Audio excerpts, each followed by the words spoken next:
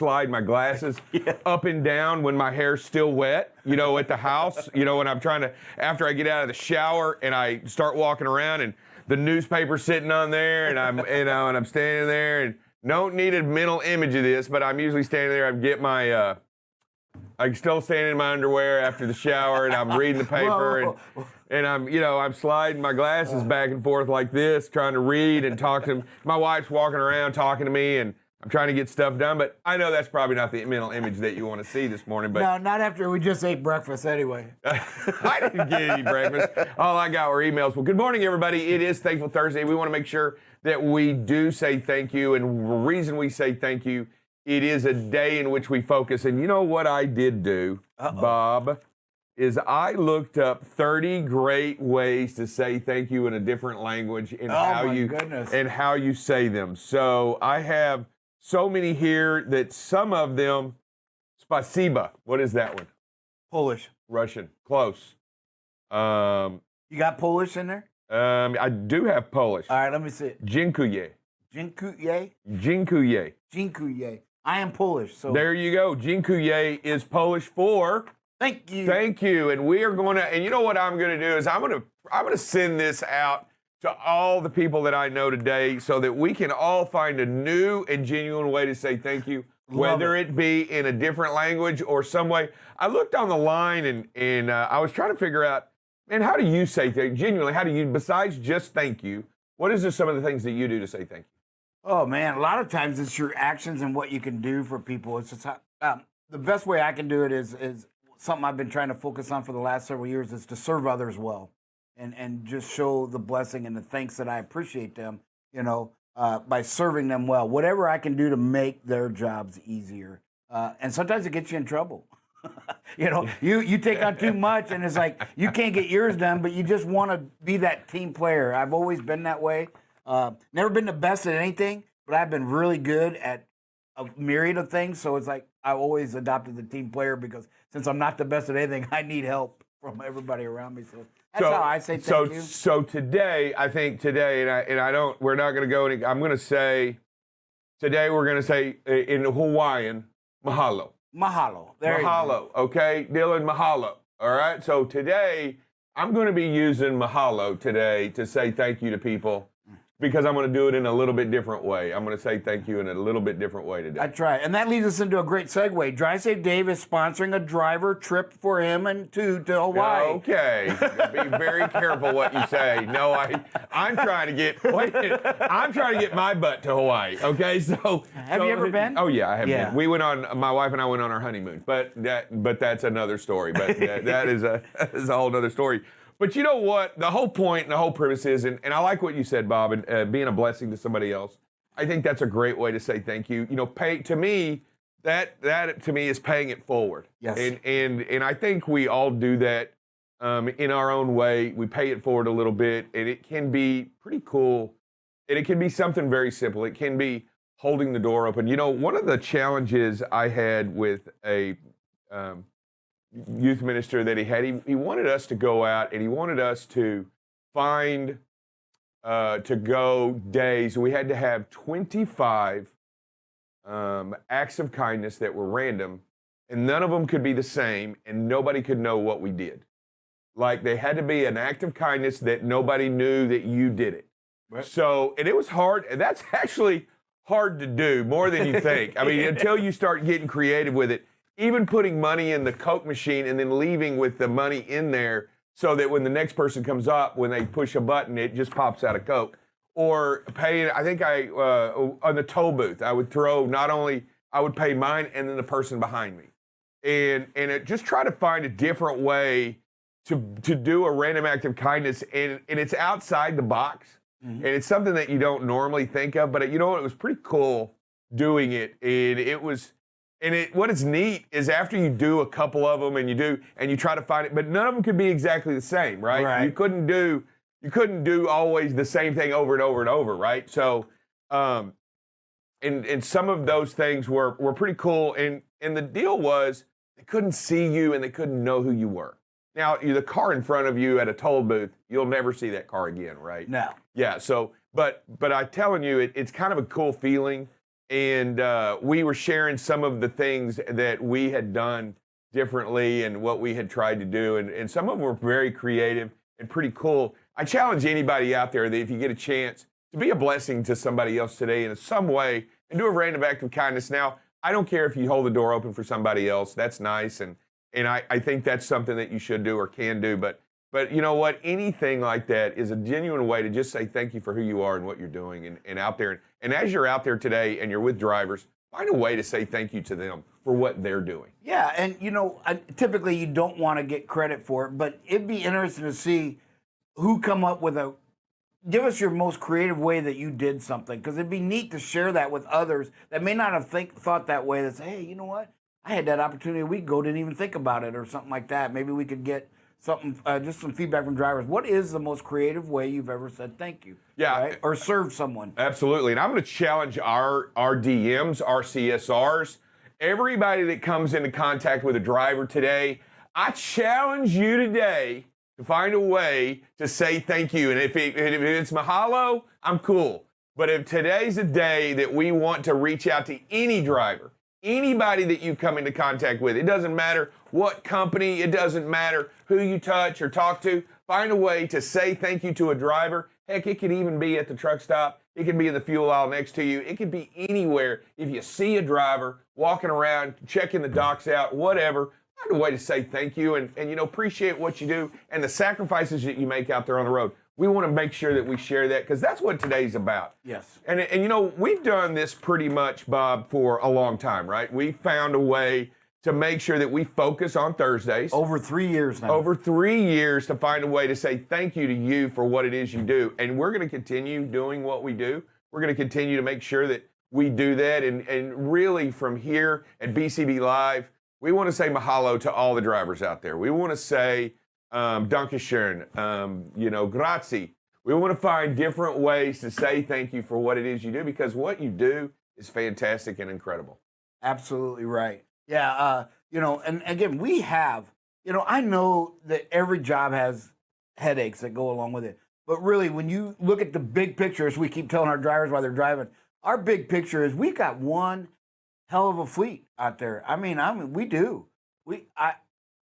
I can't think of the last time that I had, and I've caught myself, over the years, but trying to avoid that heated conversation with a truck driver who's just not getting just it. us. Me and you are the only ones that have the heated conversation. Yeah, Me and but Bob. we've had one or two, but you know what? Even that, drive safe.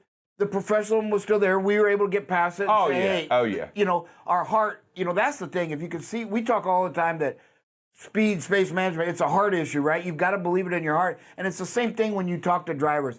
The thing to remember is they're stuck out there with no one to talk to and no one to vent with, right? Absolutely. I used to have this discussion with dispatchers at another company, and they say, well, they knew what they were getting into when they got behind the wheel. I said, so did you then.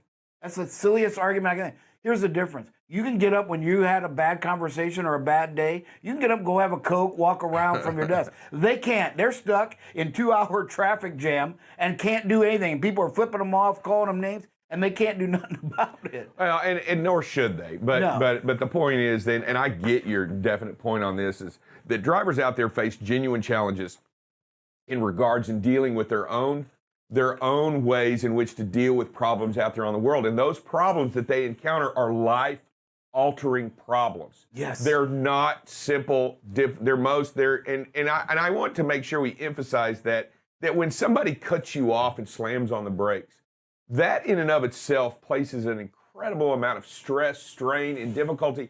And I know every driver out there faces that challenge every day. Yes. Yeah, and that stress that comes along with it. Sure, we have heated arguments here in the office, but unless we've got somebody running around with a sword in the building, or what Big have Blue. you, unless we're or nunchucks or anything like that. But what we're facing is a little bit different set of challenges, right? Sure, we have the passion, we have the intensity, and we have the desire to make sure we do it right. But it's all channeled toward the same way, much like the drivers out there doing what it is they do and channeling their intentionality behind making sure that they drive safe every single day. And it's fantastic. And by the way, from here of all of us at BCB, well, I want to say mahalo, right? Yeah, mahalo. Mahalo's the word today. And I'm going to make sure that I find a way to tell at least 10. Yeah. At least 10 drivers say I'm going to come into call. And if I have to at 4:30 and I haven't done it before I leave today, I'm picking up the phone and I'm calling somebody. Yeah. So today it's 10. That's my goal. Today, 10, at least 10 today. Not talking about just you people on the radio, because I'm reaching out to every driver out there that we come into contact with and say mahalo. But I'm going to find a way today to pick up a phone and make sure that I do that. Wow, finding a way today to pick up a phone, says Drive Safe. That's Yeah, big hey, statement you know what? coming Who out says of, you can't coming out teach of an the old dog office. new tricks? Yeah. I'll call you right back. I'll call you right back. Hey, right before we get going, I did want to say, Bob, some of the safety things that I saw in the news that were posted, it looks like a lot more people are going to the air above the sky in different ways to find a much better way to do things. I did see that Wisconsin is conducting an aerial blitz of many counties using planes to find bad drivers. They even sent out, wasn't this crazy? They even sent out the list of days and where they would be tracking so they're still knowing full well. They even listed, right, Dylan? They listed, hey, we'll be on this day, we will be checking this county. On this day, we will be checking this county. On this day, so they have a whole set of deals that they're going to be doing looking for bad driving. And they've already told you we're going to be there. Yeah. They've already posted it, and I bet you they find plenty. Oh, they will, because most people, unless you're surfing the net every day, aren't going to know it. You know? Yeah, or reaching out and finding it, or listening to BCB Live, right? Or finding a way to listen to this show and get the information necessary. But I find it interesting, and not only them, what was it where was it? Nebraska, right? Nebraska is deploying drones to investigate accident scenes. Yeah, you know what? I think all of us could have pretty much predicted that was going to be a big use of drones once you started seeing some of the other things that was being done. I mean, if they're going to do it in the military to save lives, they're definitely going to do it here. Yeah. We talked about the fire chief yesterday, right? Yeah. You know, man, they're going to be able to survey some situations to help protect their people. Yeah, and I find that very interesting, because the drones to me is a perfect way to do that. Because look, for example, I've been looking at maps a long time, right? My Rand McNally popped that thing open, and it is an overview of a topographical situation, right? And I think the drone does exactly that, and it's easy for us to mentally read it, because that's how we look at a map every day. That's how we look at topography, and that's how we look at a map and try to understand it. I think it's interesting that they're doing, and they find that it saves time, right, Dylan? Well, essentially what they're going to be using these drones for are just kind of identifying different things in a crash scene and cleaning up highways and roads a bit faster. So it's going to let them see where the biggest problems are, clear that up really quickly, and then get people back on the road moving at their normal speed as quickly as possible. So when you see an accident investigation, when they do those, they have the cameras out there, and they're trying to get it from different points, and it takes time. But when the drone lifts off and just shoots a big overview, you can get a pretty good idea and a great mapping sensation of what's going on, instead of all of those still photographies and videos from the ground level, right? Mm-hmm. Because that's kind of what they're doing at an investigation level, so that they can see the entire scene and then put the accident back together. But as we do this and as we look, man, it's so much easier when you do it from above, right? Even when we do our examples, even when you teach orientation, you do an above view of the scenes and how you do it's pretty cool. And that's how we actually view it. I think it's a pretty neat way in which, and I think they're going to continue to do that. I think we're going to find more and inventive ways to use drones in the future to help us, not only with traffic, with accidents, but with safety. And I think there's an incredible different ways that we haven't even thought of yet, but it's going to be out there. Well, yeah, when we went to Hawaii, we've been there twice, and they actually use it along the beaches. They'll use drones up because the higher view can see them silhouettes if there's sharks or dangerous marine life coming into the area, that they can warn people a whole lot sooner. Because they'll see, hey, this shark's 3 miles away, which is too close. You know, people don't realize 3 miles away is nothing for a shark to be by you, right? Hey, I'll tell you real quick. Also, I saw that UPS, or the United States Postal System, is looking to upgrade. You know, all those vans that you see driving around. You know what I'm talking about? The postal trucks. Yep. You know, those have been around since 1987. Wow. And they promised that, I think they promised that those vehicles would last 25 years, and now they're closing in on 40 years. So those vehicles lasted a very long time, but you look at that vehicle, there's no airbag. No. There's no safety deal. There's not a lot of safety involved in. And I think the U.S. Postal System is upgrading, right, Dylan? I think the story indicates that they're trying to upgrade. I think somebody challenged the bid, but So what ended up happening, and to go off of the earlier point, so not only are they missing airbags, but they're also missing anti-lock brakes. They get 9 miles per gallon. A lot of them don't have heat or AC in them, so it's brutal for anybody driving it. If anybody has driven for UPS, it's a pretty similar story over there. But they were trying to redo their contract to get upgraded vehicles. However, they did get sued, and there's kind of a lawsuit going on. of course they are. So the Gunman Long Life vehicle did deliver on its name. However, because they're trying to redo their contract, there were some caveats in it, and so now they're not able to redo it, and now USPS is just going to continue to sit on this old equipment while also intentionally delaying times to make up for their debt. So lots of problems going on with USPS right now. So hopefully they can get some new trucks in to at least let the workers have a bit more comfort and a bit more safety whenever they are out there on the roads. Yeah, They need more safety. Tuesday, I was coming back from a safety council meeting, and this guy on 287, he got in there and just hit both trash cans after he put the mail. He just drove right over them. Them almost look like they got the old military Jeep chassis underneath them a little bit. Oh yeah, those. I think they are. I think they're GM chassis. I think I read that those are old truck chassis. But anyway, I'll tell you that it's pretty neat. You know, we talk about the postal system. We talked about it the other day. We brought it up also about how it's not only is it an aging fleet, but they're losing money. I mean, drastically losing money. They got to change their ways. So they pretty much said, hey, we'll save money if we can just be more late on your mail. So, so here we are. There is the answer as we move forward. More late, more mail, and higher rates. You know, I'm okay with a little bit more money to send a letter to somebody. It makes okay sense to me. It's pretty interesting how you can just put it right outside and it goes somewhere and it picks right back up. Yeah, and it's almost becoming obsolete a little bit with all the technology that we get. You know, the email. Yeah, emails and just paying bills online, right? I remember when we first got married. You know, you went out every day with 1 or 2 bills that you had to stamp on and all this stuff and the checks, and now everything's done automatic, right? You can pay through your bank account online, and so there's less of that going on out there, and it almost seems like they become obsolete. I hope not, and the reason I mention that is I hope not, because there's something to be said for the handwritten note. There's something to be said for the handwritten thank you. There's something to be said for the letter that you get, personal letter that you get from somebody. There's something to be said for the postcard, which is old school Facebook, by the way. I still get my bills in the mail. I don't know if you guys still get those, but I am still bombarded with my bills every month in the mail. I don't think USPS is going to go anywhere just for the sake of delivering that.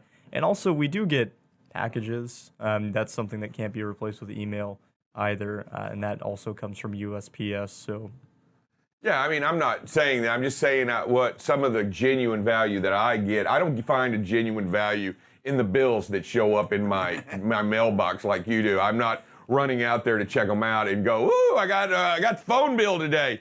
But I do enjoy the handwritten letters. I'm old school a lot. I actually send postcards to the office when I go on vacation. I actually mail them back as old school Facebook.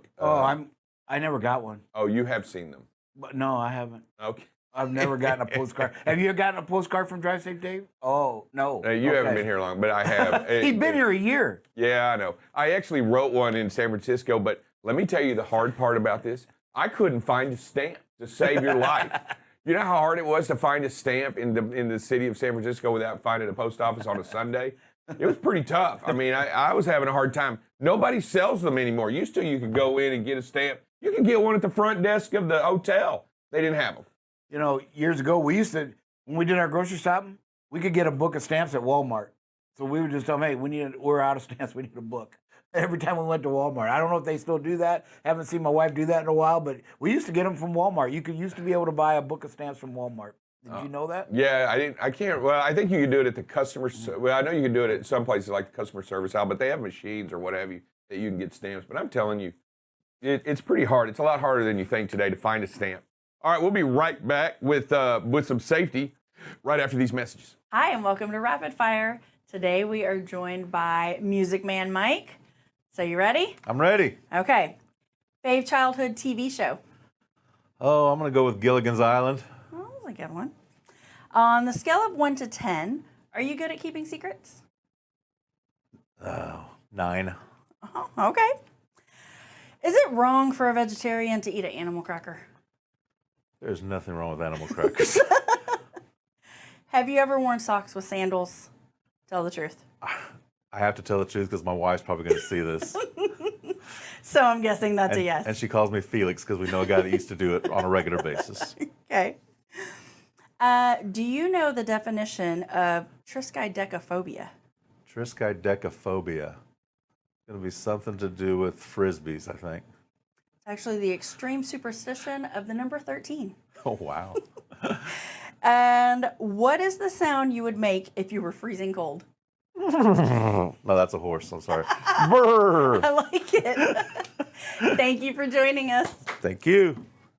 All right, and we're back really quick. Hey, everybody, welcome back to BCB Live. You know, we've got some stuff coming up, and I think I want to bring to attention, now, first of all, I want to bring to attention our streaks, right? Yep. Bob, they are 1 and 86. That's correct. And again, we teased yesterday, and we're not going to go very far, but somebody in this office is going to step up when we get to 100. So just putting it out there. Stay tuned. But somebody in this office, somebody very, very important, is going to step up for safety when we hit 100. So What are in they 2 gonna weeks. do? Well, that's just the tease, Dave. We're not going to Oh, tell. we're not even telling. We We're not don't gonna even tell know. who. We just, okay. All right. So, Could be Drive Safe Dave in a diaper. I know Sir Rick's been wanting to do that for years. wow. But It's you've already probably- painted the picture.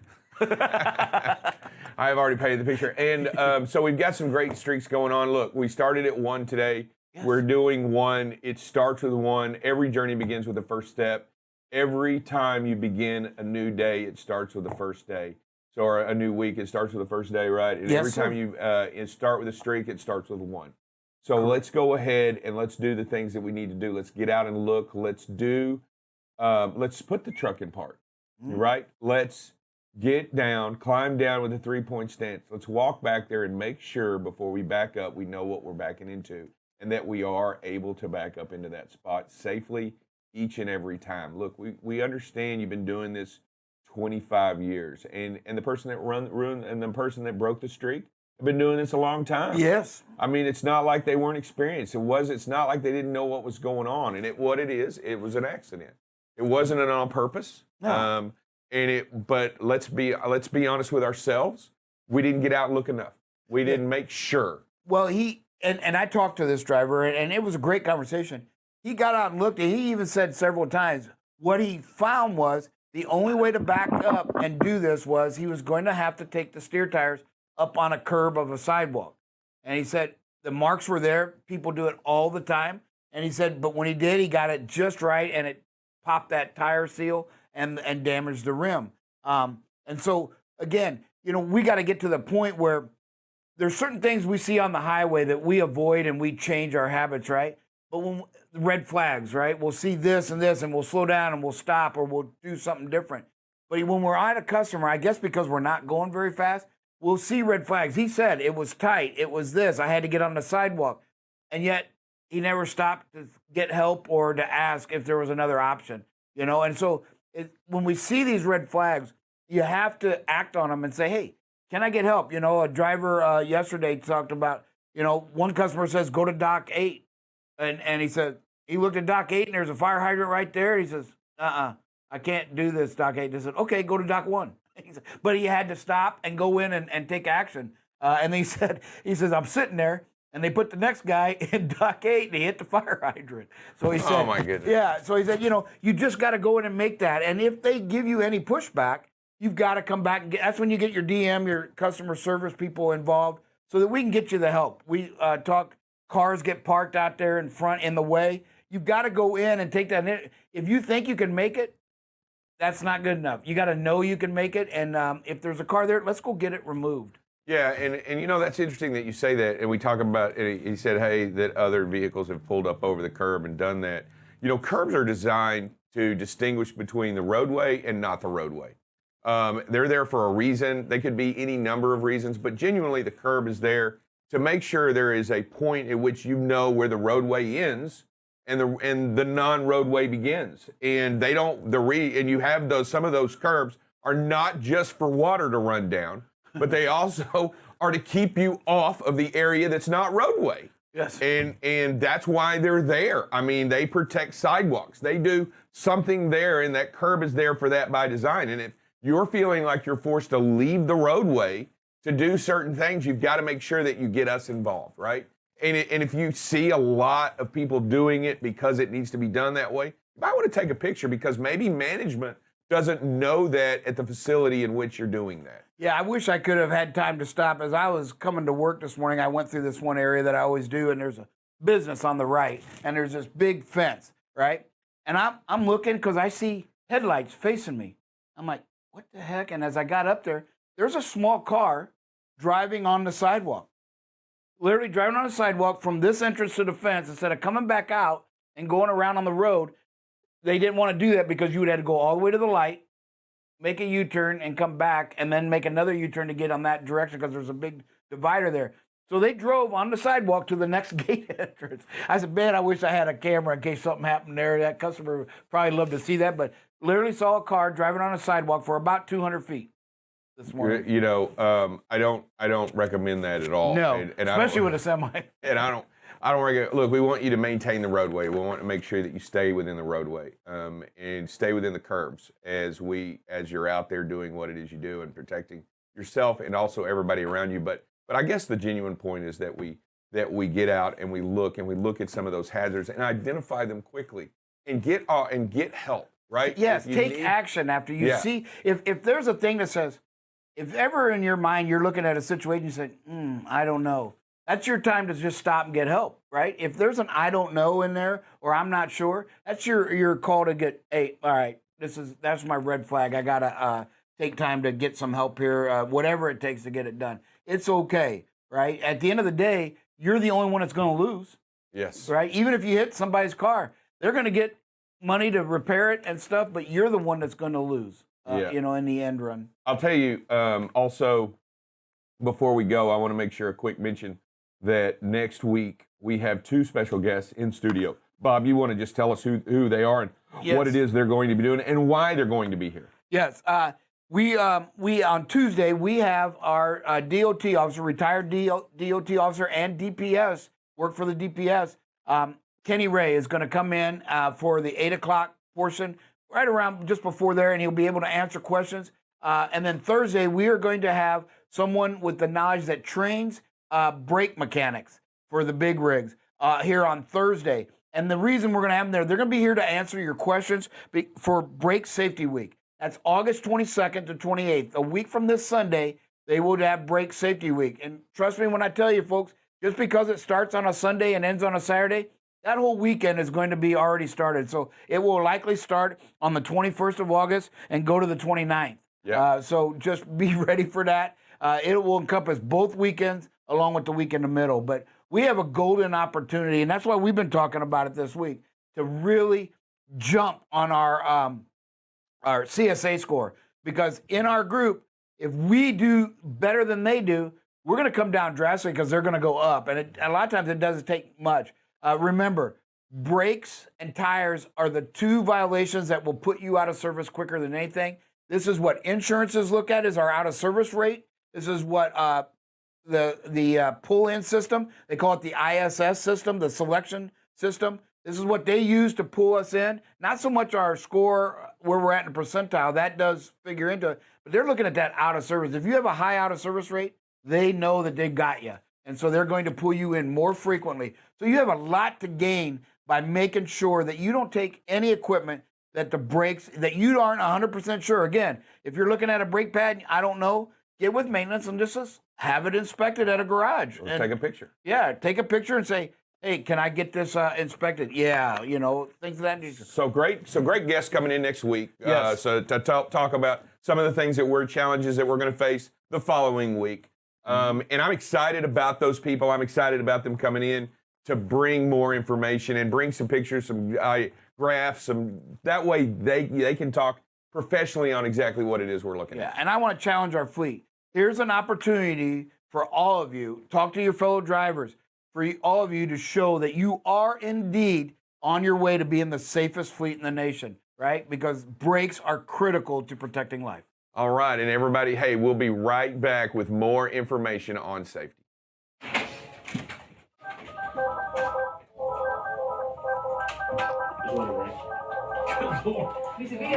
My computers are off. Bro, where you been? We've been looking for you. I was at home. Bro, you need to be here. 6 a.m. Just walking Let's in. go. Let's go. Okay. Kike, I need a trailer. Okay. Enrique, I need a trailer, please. Okay. Stand by. Enrique, it can't be 6 o'clock. I don't come until 7. That means you're late. I need a trailer. Pronto. I'm working on it, bro. Hey, Enrique, JN7904 se fue y no está la carga lista, luego ocupo el 418 que ocupa trailer porque ya va tarde para trailer. Y la local que me diste, nomás no va a la vaciar, ocupas a alguien más. Dame chance. Okay. I need a trailer. Okay. Enrique, we need stuff. Enrique, come on. What are you doing? Enrique, let's go. What are you doing? Enrique, you're taking too much time. We got people waiting. Enrique, let's go. Move it. Enrique!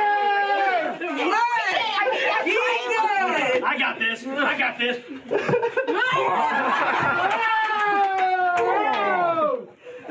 I still need a trailer. Jesus. Okay. 1 second, guys. I just got here. All right. I got this. Calmate, Gabby.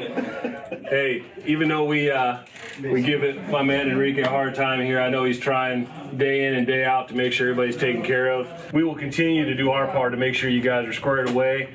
We just need your help. It's a joint effort. Make sure you guys are doing your empty moves correctly. You're sending in your loaded calls, your empty calls.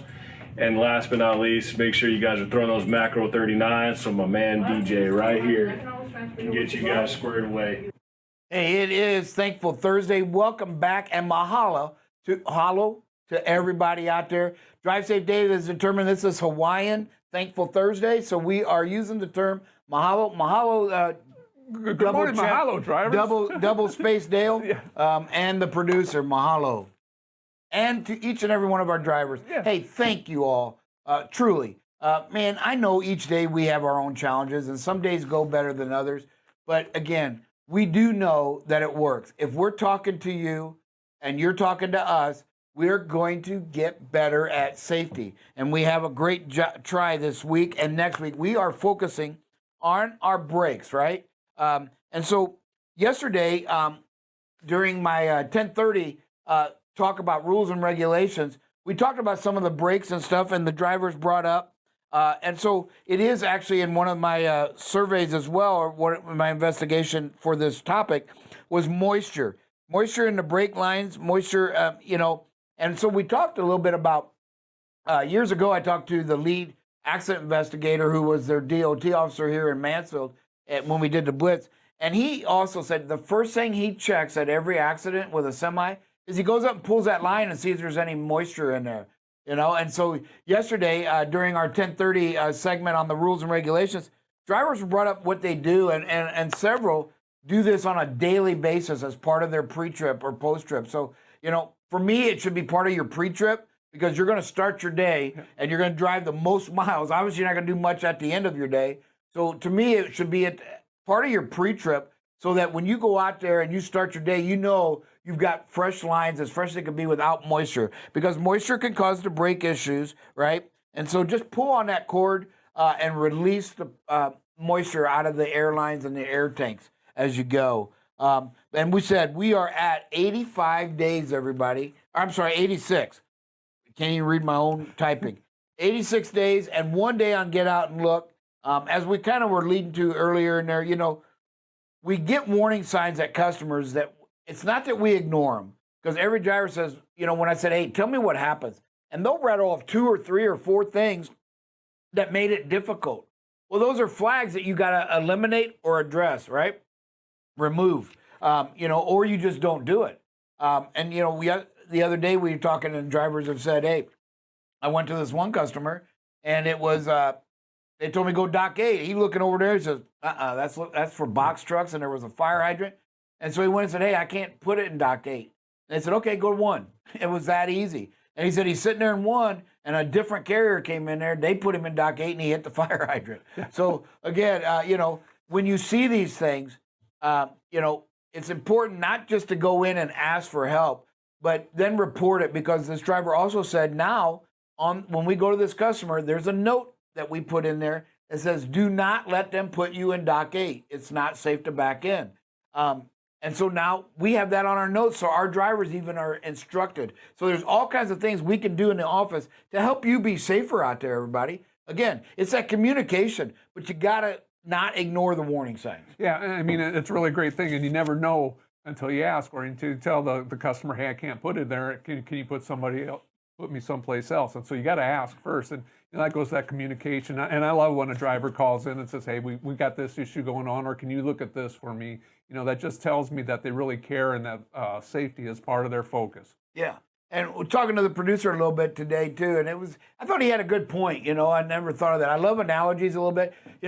The backing accident, really we didn't hit anything, but there was tire marks on the curb. So to back in here, many, many trucks have had to go up on this curb and back in. Well, when we did, we caught it at just the wrong angle, and we broke the seal on the tire and damaged the rim. Caused a flat tire, cost well over $500 by the time the service call and the rim and everything that had to be replaced. And, hey, just because there's tire marks on something doesn't mean it's okay or the safe thing to do, right? It's like saying to saying, well, I broke, I hit the brakes hard. Well, you still had an accident. Yeah. It doesn't matter, right? You were unsafe. And so just remember that, hey, just because it's there, curbs are there, they're not to be driven on. So if you see that, that's another warning sign. Hey, you know what? This is not a good one. The driver said it looked really tight. I had to blindside back in, and I knew I was going to have to get up on the curb. And he got out and looked to make sure that, okay, there's 3 warnings, and so we got to get rid of them, right? Yeah. And we got to get to the point where I think I can make it to I know I can make it. Just keep up the good work. Teaser, as we said earlier, somebody in this office, very important, is going to step up for safety when you drivers hit 100. And guess what 100 will be on? It's going to fall on Thankful Thursday. 2 weeks from today, Excellent. We will be at 100. So again, that's going to be August the 26th. All right. August 26th, everybody. Get ready. Your math there. It is not something you will want to miss. I promise you that. And with that, we'll take a little break and come back and talk a little bit about weather.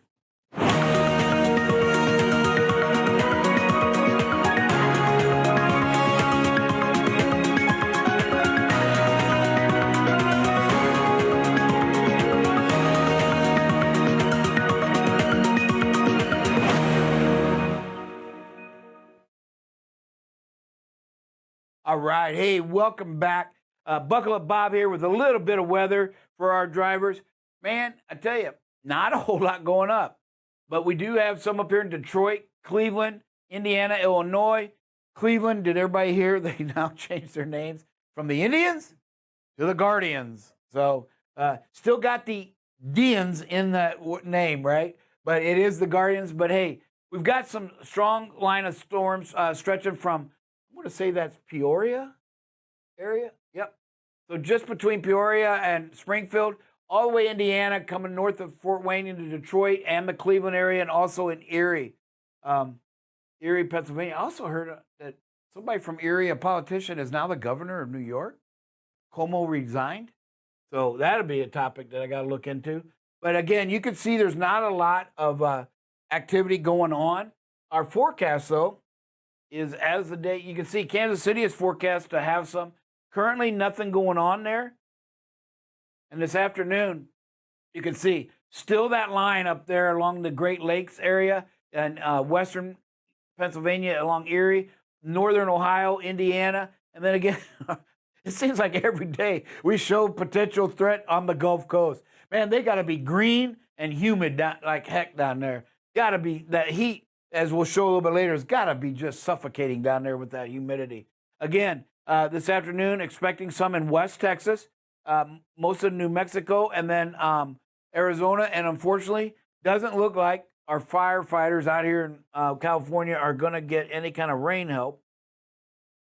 And tomorrow morning, when we get ready to come on, again, here near Lubbock, New Mexico's got a potential for some strong storms. And you can see this line from Kansas City to southern Missouri, up through Kentucky, Ohio, the Great Lakes again, Erie, up here pushing into Cleveland and Detroit. So potential for some strong storms. And tomorrow afternoon, hey, the Gulf Coast kind of gets a little bit of a break. I mean, there's some chances here, but they look pretty small. Looks like it's going to be in the heartland there in Midwest, southern Indiana, Kentucky, Tennessee, Arkansas could be the big ones. Kansas, right? And then New Mexico has some potentials for some strong thunderstorms tomorrow.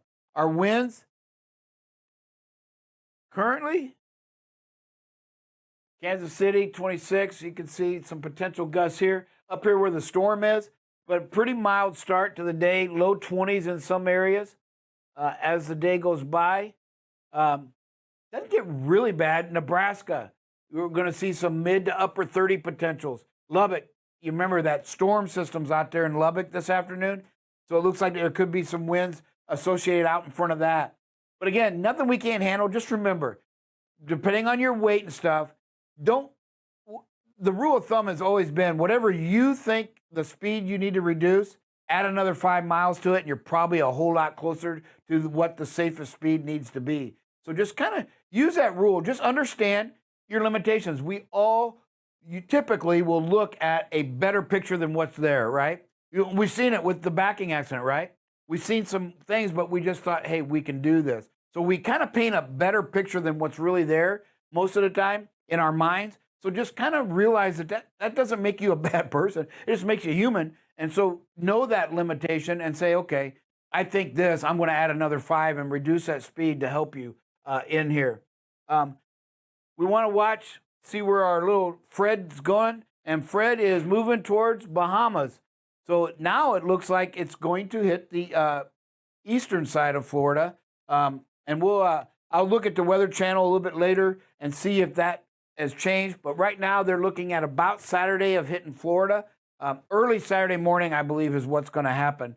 So we'll keep an eye on Fred for you all. And yesterday it looks like it's gotten bigger. This is the one we're going to watch. This is the one that looks like we got a little bit more circular than yesterday. Yesterday it was kind of this gradual arc. Now it's actually starting to define an eye almost, it looks like. Let me see if I can zoom in there and if it does anything for us. Yeah, so we've got a lot of rotation going here. We're going to keep an eye on that because that could grow and get bigger. This one looks like it's going to be our biggest threat. Now, my hope is a lot of times these come here and they never reach us. They get close and then go back out in the Atlantic. So we'll keep an eye on that one. I'm sure the Weather Channel also has something on that as well. So you can kind of see where that one's at least a week or week and a half away. Fred is the one we're watching. This one is not expected to hit landfall. You can see a lot of, look at 61 mile an hour wind gusts there. 62, so this is 66. So this one's getting close to hurricane force winds. I think you got to be in the 70s to be a Category 1. But you can see it's a pretty big area. It is, I don't believe it is expected to hit. Now, see, it's moving away. So Friday, it moves away. Wow. It gets stronger, though. It looks, whoa, 150. So it looks like it's going to be a hurricane. But it's not expected to touch us in any way. So again, just kind of, if you're traveling, I don't know, where's Hawaii's over there somewhere, isn't it? But we'll keep an eye on that in case anybody's got travel plans. But that's our weather for today. I mean, we'll be right back with some videos. Thanks for joining us for Rapid Fire. We are here today with Patricia. So we're just going to jump right in. Okay. What's your favorite holiday? Christmas. Invisibility or super strength? Super strength. Place you most want to travel? Hawaii. What's your favorite junk food? Chips. Would you rather cuddle with a baby panda or a baby penguin? Panda. Are reindeers real creatures? I think so. Do you know how to salsa dance? Yes. Yes, that was fast. And finally, what's your ideal outside temperature? 75. Oh, that's nice. Thank you so much for joining us. Welcome back. It is time for Double Check Dale. Yeah, mahalo. Welcome back. Let's look at some video, see what we have going on today. You know, the first thing that caught me when I started looking at this video is I can see the car with the lights on from the very start of the video. The second vehicle that's coming at us, I don't see until quite a bit later. There's a pass going on and cuts a little close. Our driver did a nice job of slowing down and starting to get over, but it just goes to show, you know, the first thing to avoiding an accident, one of the first things you have to do to avoid an accident is being seen. Like I said, from the very start of this video, I can see the car with the headlights on coming at me. The vehicle passing, not so much. So if you don't have automatic headlights, let's get those on. And makes it a lot easier for other people to see you. Yeah, you want to, again, don't think about a certain miles per hour. Just get as much speed out of this as safely possible, okay? I mean, we're up elevated, so you definitely don't want to jackknife and lose control because you're going straight down if you end up going left. But yeah, in this one, we don't have a lot to do. Just try to get as much speed out of this as possible. Angle. Try not to be head on, because if that vehicle hits you, you kind of want to get more to an angle the best you can. And, you know, one of the things that at the safety council I was at Tuesday, and we talked to the officers, and they all agree, you know, we've had this discussion. What you want to do is protect your life first. Before you worry about anybody else, you have to get your life in the safest area that you can. Then we worry about the secondary potential of what might happen. Yeah, when we heard that again, that same message yesterday from the chief fire from Denton yesterday, you know, he talked about, you know, how they park the vehicles to help protect life and protect the scene. And so, you know, that's right. Protect yourself first, but do it in such a way that you can protect others if possible. Yes. This one here is of stability, and I mean, I know I harp on it all the time. Our stability events, 95% of the time, happen in curves. It just means we're going too fast in the curve. We got to take these curves a little bit slower, because if there's a stability event, it means that, you know, the vehicle, it's the vertical axis is starting to go over, and so we just need to slow down, manage our speeds in these on and off ramps. Yeah, and folk, you know, this is so hard to really beat up drivers, okay?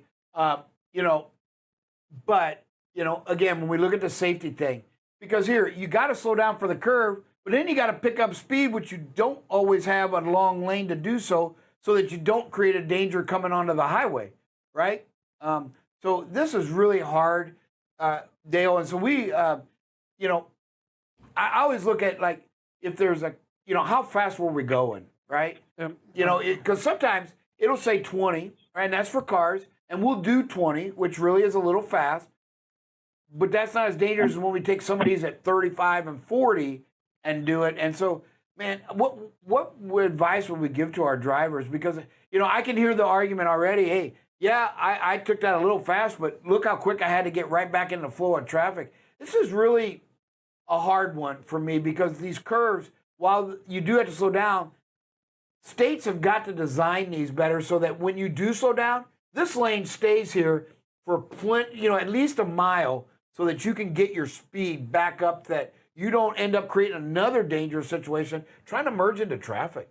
Yeah, I mean, good point, Bob. But we see in this one, we see those yellow arrows pointing us. We're going 37.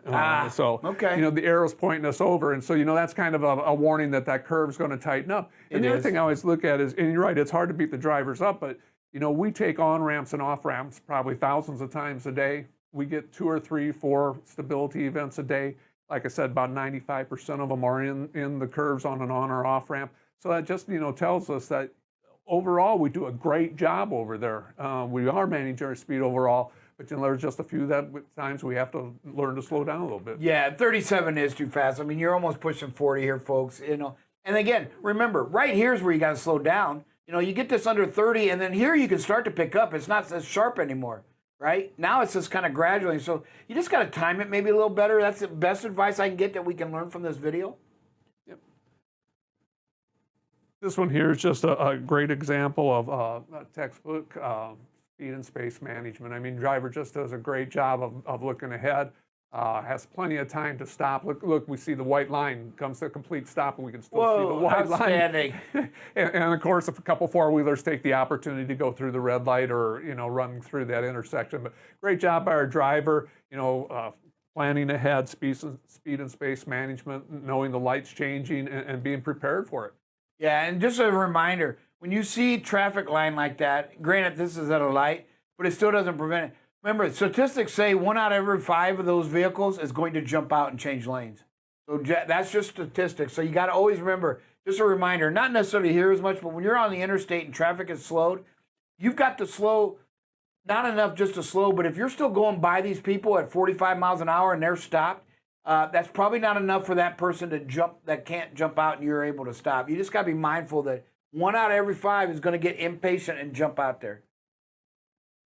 Here our driver does nothing wrong here. It's situational awareness. He's starting to come up, and this vehicle starts coming over, and we brake hard there. And so it's a great job on that. So, yeah, good job by our driver. And this is another one where we got to realize, this right here just kind of talked about what I was talking about, right? We got a line of traffic, and here we're not going fast, but we're still going a little quick to where this can happen. And again, we're not at fault, but we can help prevent it by just creeping along these guys. As you can see around the curb, there's nobody going anywhere.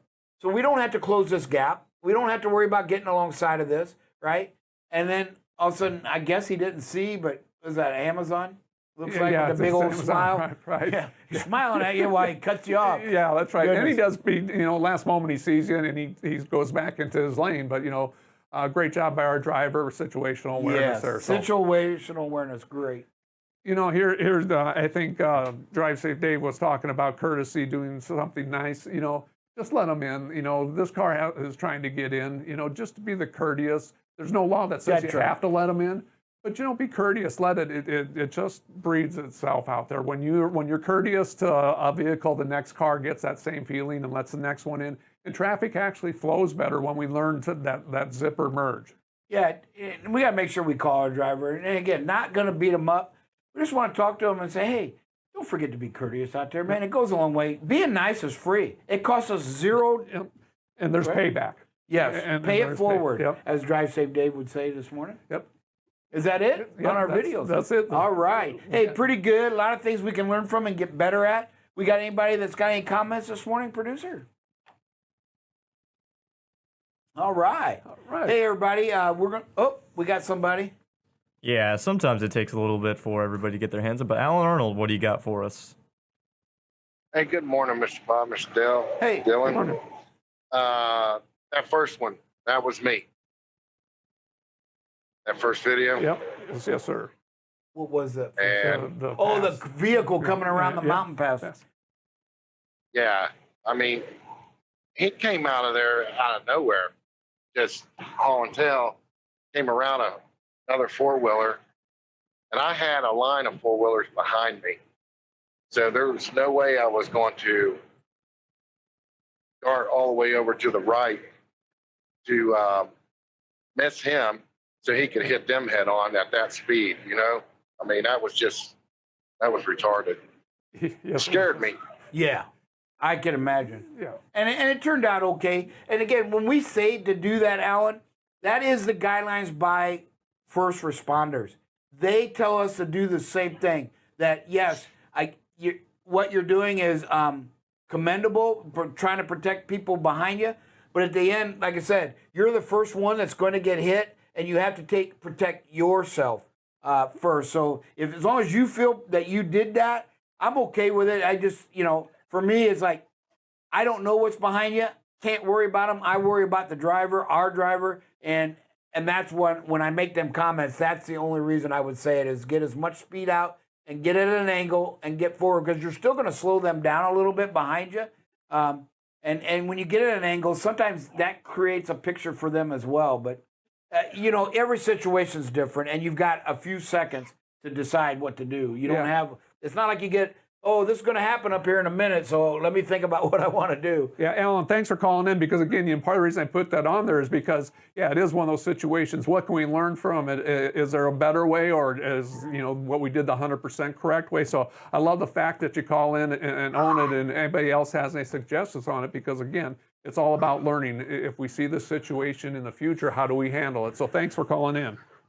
Anybody else there? Yeah, I'd like. Go ahead. I'd like to hear somebody. I'd like to hear other people's opinion on it because I panicked. I'll be honest with you. I did. I panicked. Okay. So, hey, appreciate that honesty. I mean, I think I would have panicked too, Alan. Oh, yeah. And that's the whole purpose of showing these and talking is like, so the next time, right? Yep, What's so we done can is learn. done. We can't go back and change what we did here. What we can do is talk about it and say, and come up with what you all think is your best action there so that when you see this and you recognize it, maybe you don't have to panic, Yeah. So great. Appreciate that. Anybody else got a comment there, producer, on it? All right. Oh, Like I said, sometimes it takes a second. Justin Hayes, what do you got for us, sir? hey, Justin. Morning. Good morning. Good morning, buddy. So, I can't really knock Alan for that. Yeah. Sometimes that came out of nowhere, like you said. Sometimes the best thing you can do is just hold on to that steering wheel and stay straight. And I mean, you don't want to overreact either. You don't want to jerk to the right. You may cause yourself to get into a wreck. The shoulder may be softer than what you think it is or something. You just don't know. And being he came out of nowhere like that, I would have done the same thing he did. I'd have just held on to my steering wheel, hope for the best, and protect the people behind me. So I think he did a good job. All right. Appreciate that. Yeah, you're absolutely right. And we're not, remember what I said, do it what you can do safely, right? In other words, you can't slam on the brakes and jackknife. There's nowhere to go. And Justin had a great point. You don't know what that shoulder is like. So what you do is you just try to create the best angle that can do safely and get as much speed out of it as you can do safely. Again, that way there's no guideline. We're not saying lock them up. We're just saying, hey, whatever you can do safely and reduce that speed by as much as possible, it just improves your odds of if there is a collision, it's not going to be catastrophic for either Yeah, I mean, person. it really happens really fast. And so, like I said, great stuff there, and I enjoy hearing the other drivers' input on it. Absolutely. Who else we got, producer? Yeah, Donna Kasem, what do you got for us? Hey, Donna. Hey, good morning. I'm going to agree with Alan and Justin because if he would have went to the right, it's hard telling what condition the shoulder was and everything. And four-wheelers tend, look, we are not liked out here very well. So four-wheelers would tend to see that if Alan would have went to the right, to see that as an opportunity to shoot around him. So I think he did I think he did okay on it. Just get out of the speed and hold on. That's my thoughts. Yeah. And that's very possibility. I always look at that, but they liable to do that anyway. Even if you stay straight and you start to slow down, they're liable to try to shoot out around you. My whole thing is, like I said, and I put it out there to you. If you do angle and get over it, again, I'm not saying get completely off the road. I'm saying, because you're right, you don't know what the shoulder is. But if you have the opportunity to get more at an angle, does that clear their view any at all? And I don't know the answer. And maybe you don't either because you're not sitting behind them. But I know when I'm following a truck, the more I will move to the left to get a picture. And when they hug the right white line, I see clear around them. So I was just curious if that's an option for you all. What's your thoughts on that? All right. Nobody? Crickets? All right. Hey, everybody. Great discussion. Again, thank you for your input on that because that's what I want to hear. I want to hear the professionals. What's your thoughts on it? And hopefully it gave you something to think about. Again, the purpose of discussing it is so that, as Alan said, maybe the next time it's not a panic situation. Who else we got, producer? Yeah, we got Alan again. What do you got for us, sir? Yeah, hey, Bob. Yes, sir. You got to remember when your tractor goes first over to the right or to the left, then your trailer's not moving directly with it. The tail end's swinging out a little bit. You know what I'm saying? Yeah. So if I'd have went to the right real hard, the tail would have swung a little bit to the left, and it would have blocked the vision. That's what I look at. But Okay. I could be wrong. No, and great point. And again, the thing to remember is what I said was safely. Okay, I didn't say jackknife it, or hit it hard to the left or right. I mean, so again, that's the decision you got to make, and that's what we want to talk about. Is again, I'm not saying you did anything wrong at all. I'm just saying, hey, I don't know. From my point of view, could we have done this? But it sounds like the drivers are in agreement that that's probably not the safest thing to do. And that's what we talk about. Again, at the end of the day, Alan, you did a great job, and you get to go home to your loved ones. And that's what it's all about. There you go. And what we talk about is so you don't panic. I have one question. Yes, sir. Is I didn't look at it or try to even look at it. But what was my speed and my speed drop? I don't know what your speed drop was, Alan. I know at the point that the video saved was 58 miles an hour. So, I mean. So at least you dropped probably 12, because I'm assuming that's a 70 mile per hour there? No, actually that's a 55. Oh, okay. Yeah, I'm owning it. Okay, hey, I appreciate the honesty. Folks, we're only going to learn when we can be honest about it. We're not going to run from it. We're not going to beat a guy up, but did not know that, Alan. I thought, okay, hey, appreciate that, everybody. That was a great, and you know what? Man, this is what I love about our fleet. When I say we've got the best fleet, it's that kind of honesty that says, you know what? I didn't know, but now that I know, I'm going to own it, and that's it. If you own it, we talk about that, own your space, own that piece of property that each foot that you're driving down the highway. And Alan, I don't know, I can't say enough about you or those of you that commented. I mean, this is what we love about BCB and our drivers. This is what I get to brag about. I got to go to another safety council today, and I'm going to be able to have some feedback to be able to tell them, hey, here's what our driver did. And once we told him the speed, he owned it. And this is why we believe our culture is slowly changing. Man, I can't stop just gushing about the honesty there. Alan, thank you so much for that. Hey, everybody, we're going to go ahead and close out with a prayer. Dear Heavenly Father, mahalo on this, and thank you, Lord, for your son Jesus and for the authenticity of our drivers, Lord. They don't run from problems. Yes, we have bad days, Lord, but we all seem to realize that our hearts are in the right spot, that the hearts of our drivers are outstanding, Lord. They want to protect life. They want to be the safest out there.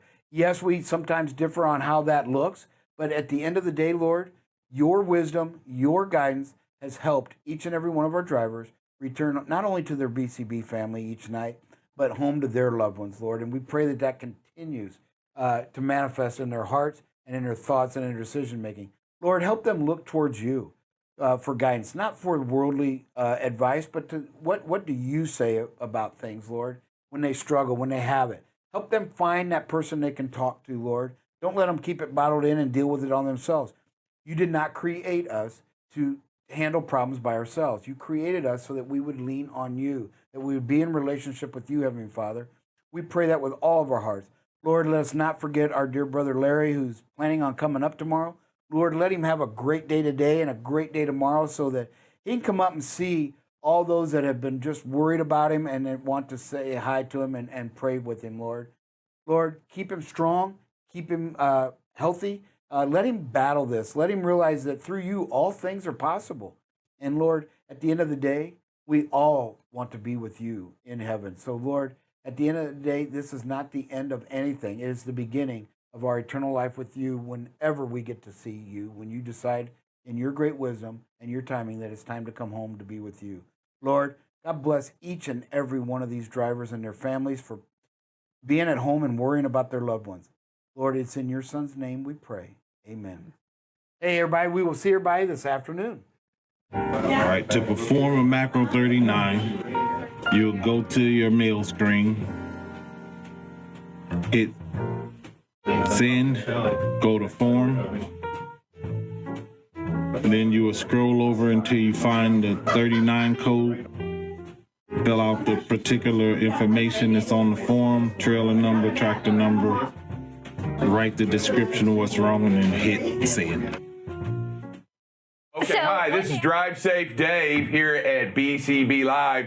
And with me today, I have a couple of people in the studio that I would call professional drivers. And I don't say that too loosely, right? I say that with some conviction because that's what you do, right? That's what you do every single day out there on the road. Y'all are the Hayes team, right? That's how we refer to y'all around the building. How do you like your name, your title name? That's what we love our name. Kinder gave that to us day one. Yep. So I'm glad y'all are here to be in the studio to take a deep breath and kind of get to know everybody. I don't know if everybody's had an opportunity to meet them or to greet them or to see them, but y'all come in on a regular basis about, what, once a week? Y'all are here, would you say? Yeah. Try about once a week, maybe twice a month? Yeah. Did you go twice a month? No, you wouldn't go? We ain't been here in, what, 4 or 5 months since we were on FedEx. Well, in the last couple months, no. We haven't been here y'all were since on FedEx, that. Y'all were on that turn at FedEx. I do anticipate that to return shortly as we get closer to peak. It just had a little bit to do with volume and whatever, but that's how the freight goes. I'm excited about it. The lane is still green, as they say. We're just waiting on volume to pick up. So that is in of itself. So let's talk a little bit about y'all. The team, the Hayes team running. How long have y'all been married? It'll be 3 years in November. 3 years in November. Congratulations. Still on your honeymoon a little bit, I would say. No, Some of it's worn off. Some of it worn off. How long have y'all known each other? 5 years. Oh, you known each other 5 years? Yeah, Valentine's Day will be 5 years. Valentine's Day. You met on Valentine's Day, or was that first day? Our first day was Valentine's Day. We met online. 2017. Oh, you did? We met online. Oh, wow. I approached him, and it took him a week to respond to me because he thought I was a catfish. Did he think you were a cat? Or did you think he was a catfish? Well, you know, that and the fact I that don't one of even my know. pictures. We saw a catfish. Do you still have a picture of that catfish? Okay. Wait, did you see that picture of that catfish? It was what, 800, 600 pounds? Yeah, it was I've crazy. seen one pulled out of the Trinity River. Our son does it. A friend of my dad's and my son Noodles. Yeah, I've got pictures on my phone. This one was 15 feet long. And oh, no. This one was huge. My dad's friend caught one like that. It was stuck in a Volkswagen Bug that had been sunk in the river. Well, I'm telling you, I don't even know if this fish could have got in a Volkswagen Bug. Do you think this one could have got? You do? Okay. But anyway, I digress. Let's talk a little bit about y'all. How long have you been in trucking? 22 years. November of 99. And what did you first learn to haul? Where did you haul then? Started out with Willis Shaw Express, reefer unit. Reefer unit, running reefer? Yeah. And went to CRST and then went back to Willis Shaw. And I've done a lot of reefer units. Then for about 7 years, I moved to oil rigs. About 7 years. What, running water? I did saltwater off production units, but I moved rigs about 7 years. Oh, you did? Yeah. And who did you work for at the time when you did that? It was actually out of Woodward, Oklahoma. Tommy Weeder. Tommy Weeder. You know what? I know where that is. I know my brother-in-law's in the oil business up in Enid, which is not far from Woodward. Nope. And so he works there and works in the oil business. So interesting, small world. How long have you been in trucking, young lady? I had my CDL since 2017, but I grew up in the sleeper of a truck every summer. Grew up in a sleeper? Your dad drove? Yes. He hauled cattle, and I ran every summer with him, yep. Bull hauler, that is a different business. Yeah. It was fun. It wasn't fun?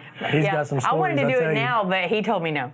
Yeah, no. He said he's not hauling freight he has to run from. No, or there's been plenty. No, thank you. We got a job offer hauling horses right before we came here. Yeah. Hauling race horses. Yeah. I wouldn't do it. I was down. He was like, nope. No livestock. But we pulled up in the truck stop in Florida one time, and the Clydesdale horses were there from the Budweiser team. Mm-hmm. And I climbed up in the trailer. I dropped the truck on the fuel aisle, and I just stopped. I said, go park it. He went looking for me, and I was in one of the trailers. Inside the drivers left the doors open. They were inside. Aren't they beautiful? Yes. They're I was up there gorgeous. loving on them. Huge. Yeah, He wouldn't pet it. what are they, like 21 hands tall or At something least, crazy? yeah. Yeah, they're crazy tall. Not just your normal 17, 15, 16 hands tall, but 21, 20. What? Yeah. It'd be nice to know how they are, but we'll figure that out later. I'm so used to asking him to Google stuff up, but we're not. This isn't about the horses. This is about y'all. Right. So and you've been doing it since 2017. Yes. Most of your driving been with your partner here, Yes. or I trained her. You He trained her, trained me. all of it. Yeah. Oh my goodness! At USA Truck. I am so sorry. Married to / trainer, right? They put me with this crazy lady trainer, and she A crazy lady trainer? Well, she refused to shower. Oh my goodness! She wore adult diapers so she wouldn't have to stop and use the bathroom. And I told him, I can't do this. I said, you got to get me out of this truck or I quit right here and now. So then they brought him in, made him a trainer, and he finished my training. Wow. It was a nightmare. Wow. Yep. Yeah, I've heard. There's all kinds of stories out there. I'm glad that you've experienced some of them. And I failed my trainer class the first time, didn't I? You ran a red light. I failed my road test. I ran a red light. Oh yeah. During my road test. Yeah. You know what? That's never a good thing. And I tell that's so funny that That's that point of no return. failed your trainer class. But you passed it the second next time. day, yeah, You passed next it. Hell, let's just retest him. Maybe he'll stop at the red light going forward. And so how long have y'all been officially here at BCB now? A year and a half. December will be 2 years. Yeah, December, in December will be 2 years? Yep. Oh, look at y'all. Climbing in, climbing up, and doing what needs to be done here at BCB. We love it here. So you've hauled most rigs. You did any flatbed or? I've done flatbed, but not very much. No. I mean, hauling rigs, you do flatbed work with that rolling tailgate, but not very much OTR flatbed at all. Yeah. But not my flavor. I don't like tarping. I don't like. I did it for so long. I just I don't want to like know. tarping. I want to know every flatbedder out there because we can always talk about how you wrap a load, right? Yeah, Just old stuff, old school stuff. Did you? So you've been here, and one of the reasons why I brought y'all in is I wanted to bring y'all in really not mostly to talk about y'all, but to talk about safety, right? Today, the big emphasis today is I want to try to get your input from both of you being a team and also being involved, and y'all listen to the show regularly. You're big, I guess, groupies when it comes to BCB Live, as you might say. Not necessarily for us, but for the safety aspect, no matter what it is we're doing, whether it be daytime, afternoon, or whatever program we put on. So I guess I kind of want to go, y'all been through the whole evolution, I would say, of the BCB Live, all the way from the radio to the TV program, right? So I guess my take on it is, first of all, what do you see it, and what do you see it now as when it first started? How do you take on it now, and what we do now, and how we do it now? When it first started, we had the chat room where everybody could talk, back and forth. The drivers could talk. We missed that. A lot of drivers missed that. But from where it began to where it is now, it's a whole completely different show. I love it either way. I mean, I like the show. I like to be able to watch. Like seeing y'all. I don't know. How do I put it? When y'all were just on video or on radio. Yeah, we had it. You know what? We looked a lot sexier when we were on radio. I just The wanted camera everybody. adds I wanted 10 to let pounds, everybody know we the camera felt. adds a lot of pounds. Okay, I'm just gonna say that. Well, Yeah, you know what? It just, Let me sit up TV, straight. really, I'm just going to be honest. I am a much skinnier in person than you see here on the air. Now, so when you first listen to it, and we've gone to video and we've gone to training with the videos on the air, what is it you get the most out of? I guess, what is it? What draws you to the show more than anything? the safety aspect of it. I mean, I like watching the videos. Yeah, my yes, videos we are like my watching favorite. the videos because And it's the a weather. learning tool. There's drivers that are doing the perfect thing. They're keeping their distance. They're getting out to pass, in plenty of time. They're doing what they're supposed to do. And then, there's some that'll slip up. We all make mistakes.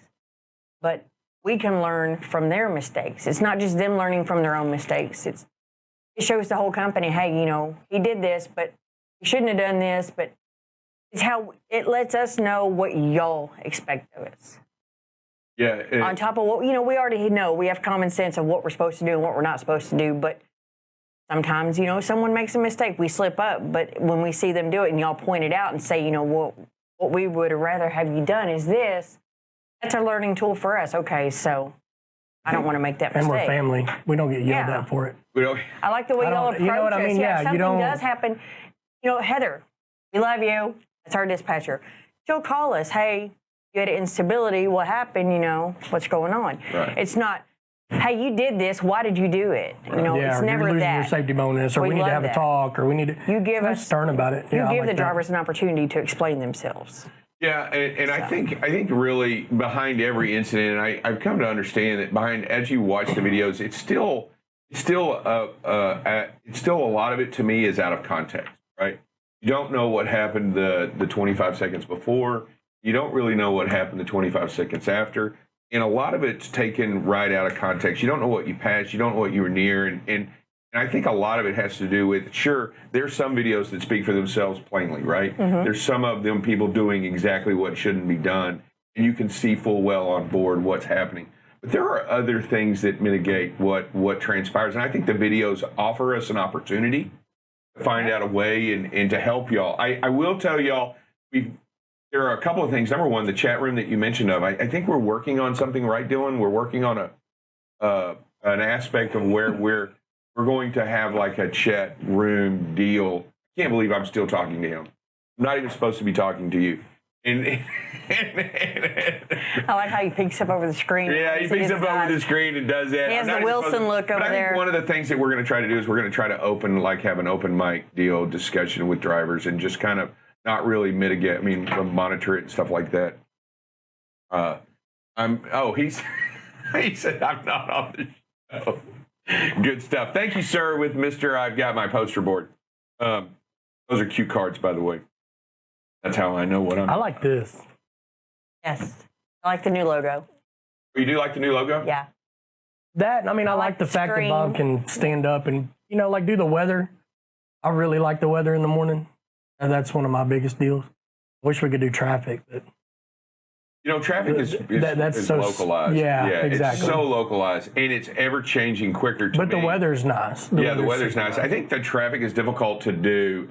If you only wanted to do it in a specific region, it would be easier because, what are we going to talk about? 360. Right. How many drivers across the 48 is that? Or Atlanta. Hey, you're going to Atlanta. Traffic sucks. Yeah, you're going to Atlanta. Traffic sucks. There's a newsbreaker. Right. And stuff like that. So my deal is how can we do more? Or we're going to try to word this right. We're going to try to open this up to other drivers. We're going to try to create this bigger and better for everybody, right? Not just BCB transport. BCB Live is the promise, the mission for us is to make this better for across the country for all drivers. So I know it costs money, but I'm sure you've seen Fry Miller. That's what I was just about to say. On the back of their trailers, it says Fry Miller Radio. It says, hey, I listen to Fry Miller Radio at frymiller.com. We need stickers that say that. Just slap them on the back of our trailers. All right, we need better advertisement.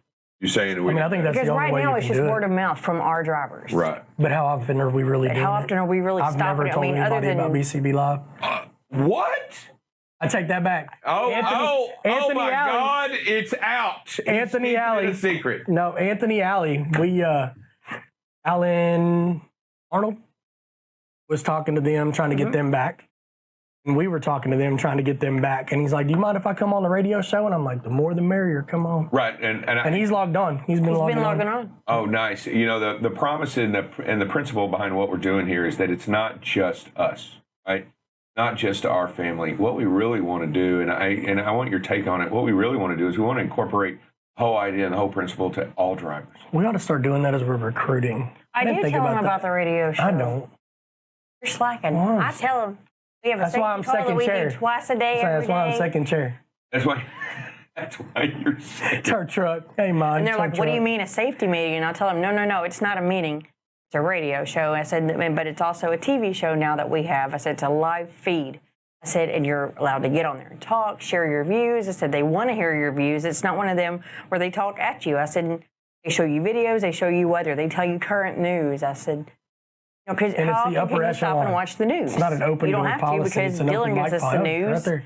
Y'all give us the safety portion. Bob gives us the weather portion and the safety. I mean, you got it all in a radio show. I tell people about it. Slacking. It's like, you know what, you need to get the word out. It's a promise. I mean, and I tell you what we try to do is what we're going to try to do is we're going to try to make it better for you and us and everything. So get out and look. Here we are. Let's talk about it today. We're at 0. And for BCB Transport, it's a big deal to me to bring it up to somebody that drives and somebody. Now, I know that y'all have teams, but usually the other team member is supposed to be resting. I mean, typically that's what's supposed to be happening, right? You're supposed to be getting enough rest out there. How important, what is your process for getting out and looking? Do you find yourself doing it regularly or all the time? Yeah. And in all honesty, do you do it? I do it. Honestly. I do it because I'm not as experienced as him. But if I get into a tight spot, I'm weird. If you give me a wide open lot, I look like a rookie out there trying to back in these trailers. I'm all over the place like a sidewinder. If you put me in a tight spot, I'll nail it every time because I know I'm under pressure. But I get out and look a lot. If there's a situation where I don't feel comfortable, you can ask him. I've woke him up. Hey, get up and help me do this. Yeah, and I'll tell you, we all out in the wide open lot, and there's nobody in all of the lanes, and all you have is the white strip. You just have the lines out there. And I believe one of the reasons why it's a little more difficult is there's no point of reference. No point of reference on a truck. So when you're looking in the mirrors and you see a tractor or a different truck, you know right where it is, and you know right where it stands. You know why? Because that's what you do all day long. You have no point of reference. So when you're out there in the wide open lot, there's no genuine. You look in the mirror and there's nothing there, and all you see is the lines on the ground. It makes it a little bit more weirder and a little bit more difficult. We backed up more in the last 2 days. We have in the last 6 months. That was the one thing we were spoiled on at FedEx. Everything's pull through. You don't back in nowhere unless you're backing in a door. We don't even do that. Yeah, the guard dogs do it. Yeah, they do that. They don't allow you. They won't allow you to hook up to a trailer that's a indoors. safety deal, because they've got those guys in those trailers throwing those packages in crazy like that. So, and we lost it today, right? We lost it today because yesterday we didn't get out and look, and we didn't do the things that we aspire to do here every day. And I'm going to tell you this, and I want you guys to see what y'all think. We understand mistakes are going to be made. What we're looking for is progress in the belief that it works, that the system works, that the program works, and that the ideal works.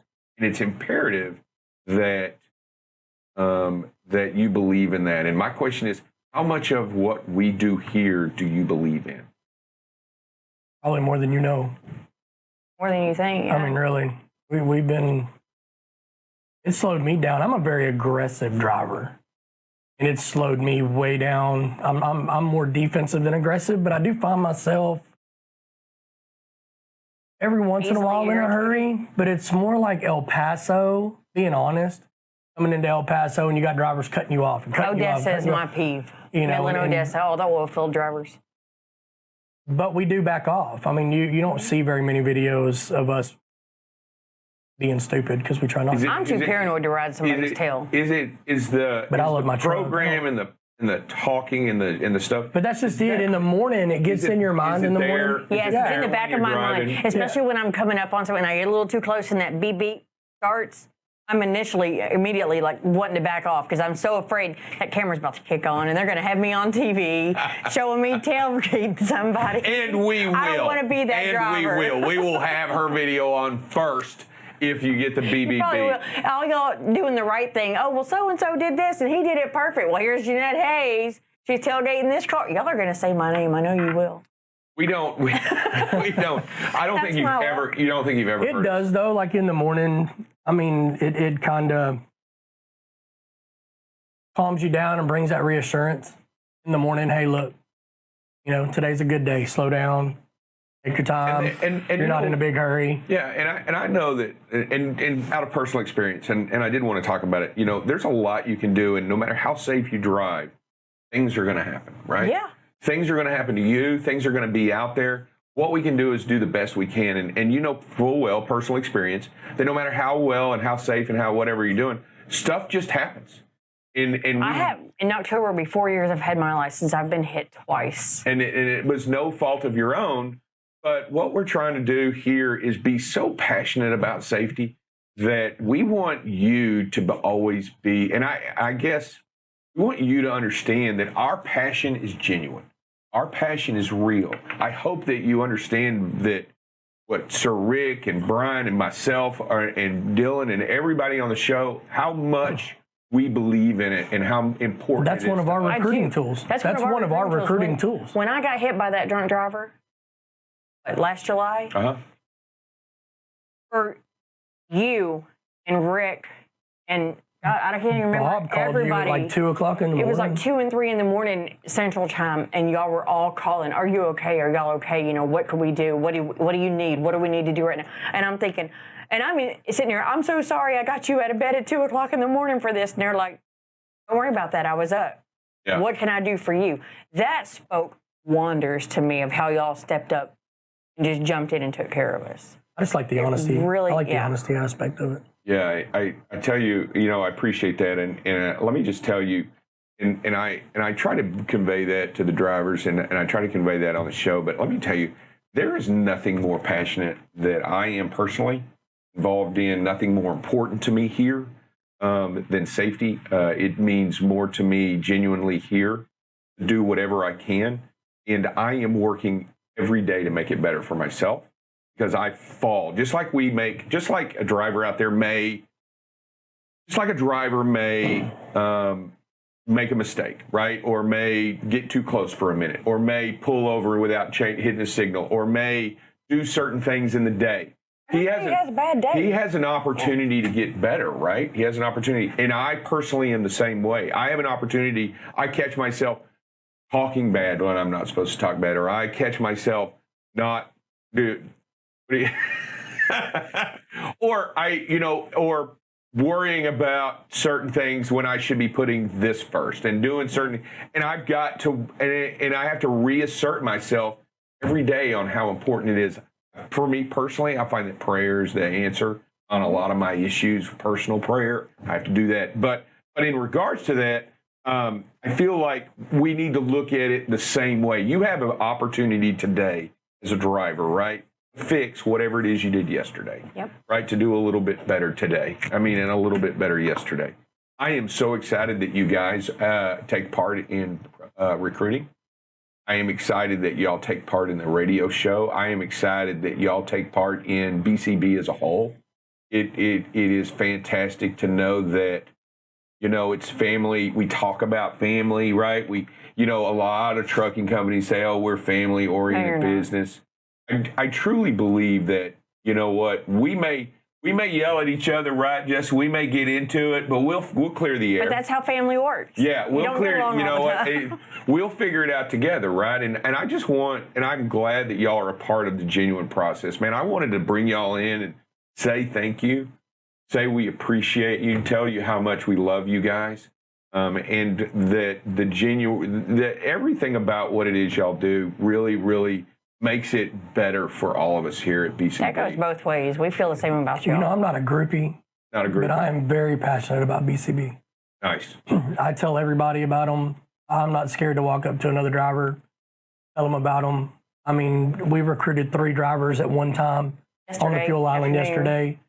I talk very loud, and I recruited a driver without even knowing it because I was talking so loud. We thought he was yelling at us for blocking the fuel line or whatnot. But no, he had a mask on, so he was saying, hey, that sounds pretty good. He's 2 pumps away, and he hears Justin talking to this team. So I turned around, and I was like, well, you want a card? I said, I got a card for you. I said, we can talk.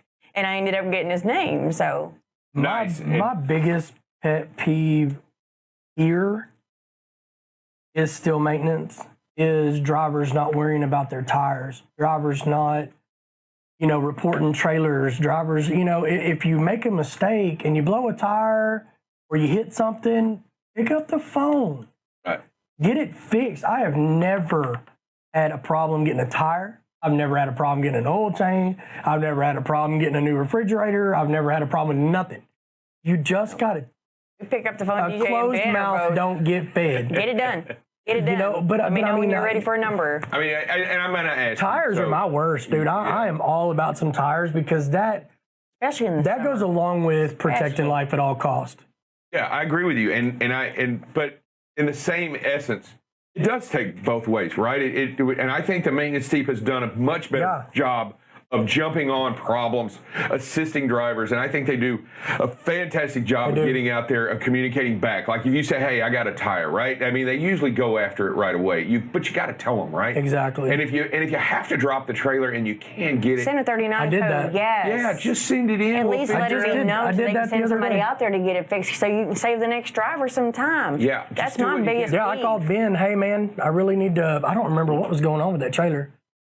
Hey, Brake chamber. Brake chamber. I had a brake chamber that froze up on me, and I was 40 miles from dropping the trailer, and I started hearing it backlash through my valves. And I called him. He said, "Yeah, man, just drop it, and I'll send me a 39 code, and I'll get somebody on it before the next driver comes and gets it." See, and that's working. It was that together. easy. It's that easy. And you know what? You didn't do anything wrong.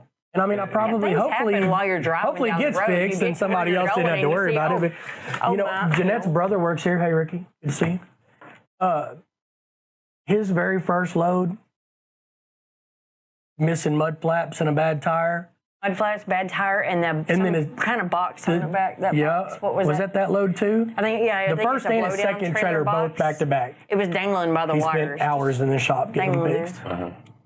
Two trailers back to back, very first two loads. Yeah, and I hate that. I hate that for anybody. I hate that for anybody. Not just. And That's just my biggest pet peeve here because it's so easy. It is Y'all so have easy. made it so easy. Dispatchers can pay for it. Maintenance can pay for it. You know, even though you're not in head of maintenance no more, we can still call you. Yeah, and I think that's a big deal. Communication. You know, that's the second name in our company, right? Besides being safe, it's communicating, and I think it works both ways. And I think this is part of it. You know, listening to what's going on and trying to affect change. You know, and doing everything that we can to We're make. trying to get new trailers in. We are trying to get new trailers. Trailers are hard to come by. Oh yeah, them Dallas Miller Really? trailers are. Oh my God, I'm telling you. We have some dinosaurs now. No, we do have some dinosaurs, but I'm telling you, it's hard to get. You can't even get parts or anything. So anyway, I just wanted to bring y'all in, have a conversation, kind of get everybody to know who you are, what it is you're running. Truck number 7060. Yeah, 7060. If you see their truck out there, bump elbows with one of them that's out there at the fuel island, or you can just hear Justin screaming at somebody trying to recruit in the fuel island. I got the prettiest truck in the fleet, so There you can't go. miss it. You can't miss it. Great job. My Hey, wife wants a new one, Rick. So No chickens, no new truck. you didn't put chicken lights on them. Yeah. Keep in She mind. is highly disappointed. There's no chicken lights on the new truck. You gave us the brush guard and you took We hadn't the seen a chickens. pink one Come yet on. either. So, Yeah, no but pink. no chicken I lights. saw a pink Volvo yesterday. But you did not see our pink Volvo. But you know what? If that's That going to means be I a can safer have- truck, then it is what it is. Hey, thanks, guys. Thanks for what you do. We love you. We appreciate you. Thanks for coming Thanks for in. having us. And y'all are awesome. With that, hey, everybody, I'm going to say a quick prayer and we'll get out of here. Heavenly Father, we gather before you today to say thank you in all things. We ask for your grace today. We ask for your help and we ask for your forgiveness. Father, give us the strength and the courage to go out and be a blessing upon somebody today. Watch out for them and keep them safe and make them a big part of what happens today in the world in any way and whatever we can do to do that. Father, thank you so much for everything. With that, say thank you. In your name we pray. Amen. Amen. All right. Hey, thanks, guys. Appreciate y'all.